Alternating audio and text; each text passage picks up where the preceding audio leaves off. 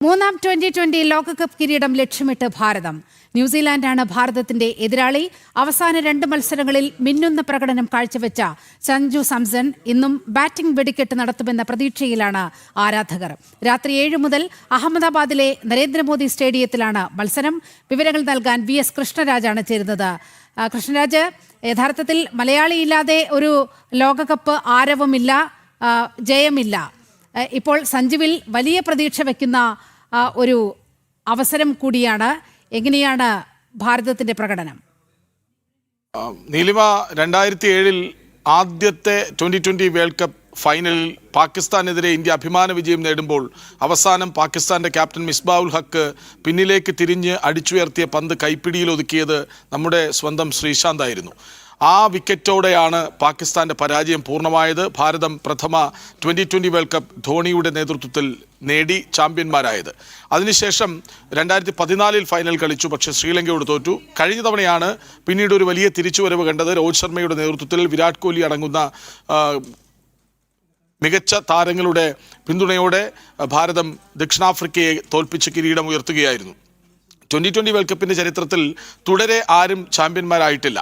അതായത് ആ കണക്കനുസരിച്ചാണെങ്കിൽ ഭാരതവും ന്യൂസിലാൻഡും ഏറ്റുമുട്ടുമ്പോൾ ഭാരതം ജയിച്ചാൽ അതൊരു ചരിത്രമാകും. പക്ഷേ ഭാരതം കളിക്കുന്നത് അഹമ്മദാബാദിലാണ്, നരേന്ദ്രമോദി സ്റ്റേഡിയത്തിലാണ്. അവിടുത്തെ കണക്കുകൾ അനുകൂലമല്ലതാനും. ഏറ്റവും ഒടുവിൽ ഭാരതം കളിച്ച 32 ICC ടൂർണമെന്റ് മാച്ചസിൽ 2 എണ്ണത്തിൽ മാത്രമേ തോറ്റിട്ടുള്ളൂ. അത് 2ഉം തോറ്റത് അഹമ്മദാബാദിലാണെന്നതാണ് ശ്രദ്ധേയം. ഓസ്ട്രേലിയയോട് ഇപ്പോൾ നടന്നതിന് തൊട്ടു മുമ്പത്തെ ലോകകപ്പിൽ പരാജയപ്പെടുന്നു. ഈ തവണ സൂപ്പർ 8-ൽ ദക്ഷിണാഫ്രിക്കയോട് പരാജയപ്പെടുന്നു. അങ്ങനെ ചരിത്രം കുറച്ച് പ്രതികൂലമാണ് ഭാരതത്തിനെങ്കിലും എന്തിനും പോകുന്ന താരങ്ങൾ ഉള്ള ഈ ടീമിന് കിരീടം നേടാനാകുമെന്ന പ്രതീക്ഷയാണ് ആരാധകർക്കുള്ളത്. പ്രത്യേകിച്ച് നേരത്തെ പറഞ്ഞതുപോലെ അന്ന് ശ്രീശാന്താണ് വിജയശില്പിയായി മാറിയതെങ്കിൽ ആ ക്യാച്ചിന് അത്രയേറെ വിലയുണ്ടായിരുന്നുവെങ്കിൽ ഇന്ന് സഞ്ജുവിൻ്റെ ബാറ്റിംഗ് കാത്തിരിക്കുകയാണ് ഭാരതം ഒന്നാകെ. നമുക്ക് മുൻപൊക്കെ പറയാം കേരളം കാത്തിരിക്കുന്നു, മലയാളികൾ കാത്തിരിക്കുന്നു എന്നൊക്കെ പറയാം. പക്ഷേ ഇപ്പോൾ അങ്ങനെയല്ല. ഭാരതമാകെ കാത്തിരിക്കുന്നത് സഞ്ജുവിൻ്റെ വെടിക്കെട്ട് ബാറ്റിംഗ് തുടരണം എന്ന ആഗ്രഹത്തോടെയാണ്, പ്രാർത്ഥനകളോടെയാണ്. ആ പ്രതീക്ഷയിൽ തന്നെയാണ് നമ്മൾ ഇപ്പോഴുമുള്ളത്. ഏതായാലും മാറ്റങ്ങൾക്ക് സാധ്യതയുണ്ടോ എന്ന് ചോദിച്ചാൽ വിന്നിംഗ് കോമ്പിനേഷൻ തുടരുന്ന ശൈലിയാണ് സാധാരണ ഗൗതം ഗംഭീർ, സൂര്യകുമാർ യാദവ് കോമ്പിനേഷൻ ചെയ്യാറുള്ളത്. പക്ഷേ ഇന്നത്തെ മത്സരത്തിൽ ഒരു ഫൈനൽ പോരാട്ടമാണ്. പെട്ടെന്നൊരു അത്ഭുതം നമ്മുടെ കുൽദീപ് യാദവിനെ വരുൺ ചക്രവർത്തിക്ക് പകരം കൊണ്ടുവന്ന് കാണിക്കുമോ എന്നറിയാനുള്ള കാത്തിരിപ്പാണ്. സീം പന്തുകളെ, അതായത് വേഗമേറിയ പന്തുകളെ തുണയ്ക്കുന്ന പിച്ചാണെന്ന് ബോധ്യം വന്നാൽ ഒരുപക്ഷെ സിറാജിനെ കളിപ്പിക്കാനും സാധ്യതയുണ്ട്. അതുമാത്രമാണ് ഒരു മാറ്റത്തിന് സാധ്യതയായുള്ളത്. ബാക്കി അഭിഷേക് ശർമ്മ തുടരുക തന്നെ ചെയ്യും, അക്കാര്യത്തിൽ സംശയമൊന്നും വേണ്ട. കാര്യം ഇന്നൊറ്റ ദിവസം കളിച്ചാൽ മതി അഭിഷേക് ശർമ്മ തൻ്റെ മികവെന്താണെന്ന് കാട്ടിത്തരും, അത് നമുക്കറിയാം. പക്ഷേ കുൽദീപിനെ കൊണ്ടുവരികയാണെങ്കിൽ അതൊരു അപ്രതീക്ഷിതമായ നീക്കം എതിരാളികൾക്കാകും എന്ന പ്രതീക്ഷയാണ്.